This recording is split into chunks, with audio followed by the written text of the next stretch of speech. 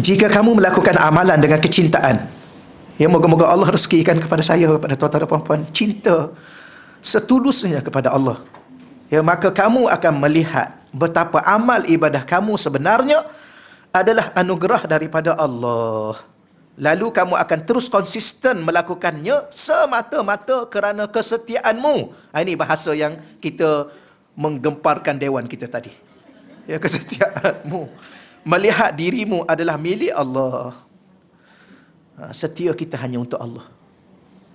Okay, ya? Tanpa melihat kepentingan dirimu dalam perhubungan tersebut.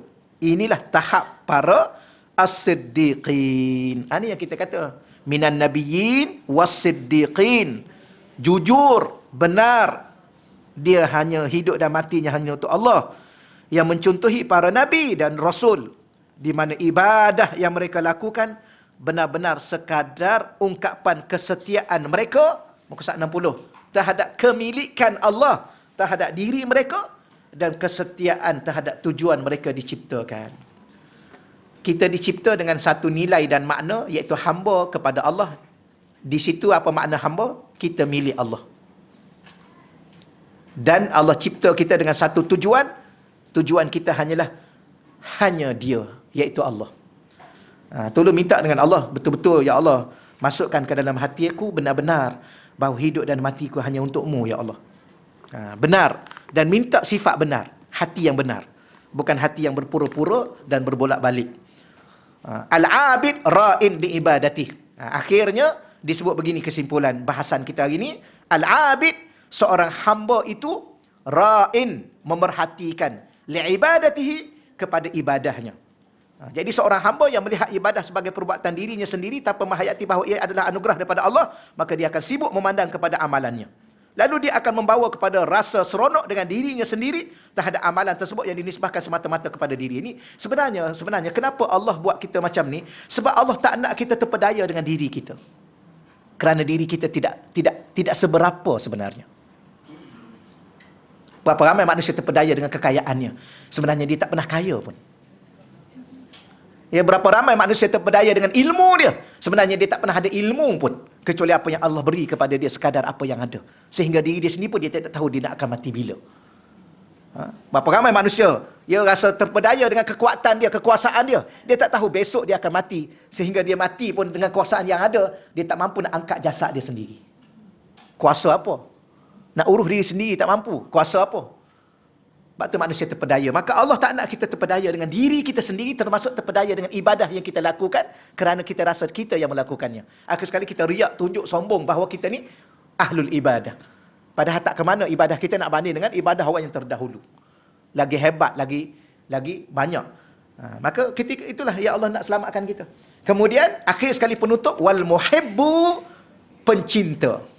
Seorang pencinta itu ra'in. Apa yang dia perhatikan? Limahabbatihi, dia memerhatikan kepada kecintaannya.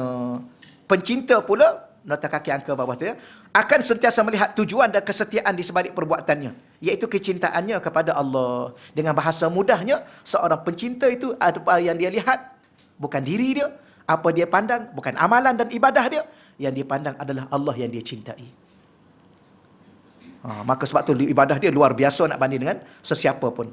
Dengan konsisten terhadap ibadah dan kecintaan Allah kepadanya melalui anugerah ibadah tersebut. Dan janji anugerahnya untuk pencinta tersebut di hari akhirat kelak disebabkan amalan yang dianugerahkan tersebut. Jadi, ialah pencinta. Apa yang dia pandang? Dia pandang yang dia cintai lah, kekasih. Ya. Dan dia tak akan pernah ungkit. Ni kata cinta. I cinta kat you. Tapi you ingat tak I buat apa kat you dulu? Oh, dia pandang perbuatan dia kepada kekasih dia. Sebab, tengok, apa makna pencinta? Dia tak akan pandang lagi diri dia. Dia tidak akan lagi pandang lagi perbuatan dia. Yang dia hanya pandang kepada kekasih dia. Yang pasti kekasihnya gembira. Yang pasti kekasihnya senang. Yang pasti kekasihnya segala-galanya. Ni kata cinta 10 kali satu hari ungkit. Ungkit. You ingat dulu I bagi kat you apa? You ni tak hargai perbuatan I tau. Dia suruh kekasih dia hargai dia. Patutnya dia lah yang menghargai kekasih dia kerana dia cinta kepada kekasih dia. segala pandang dia, segala diam dia, segala bicara dia. Apa lagi? Segala rasa dia. Semua untuk kekasih dia. Kenapa dia ungkit? Lepas ni jangan ungkit tau. Abang ingat tak apa saya buat kat abang dulu? Ya. Sekarang abang senang sikit, abang lupa saya ya. Biarlah dia nak lupa. Aduh, okay. Ini yang berat ni. Yang ingat dah selesai dah. Ada lagi rupa-rupanya.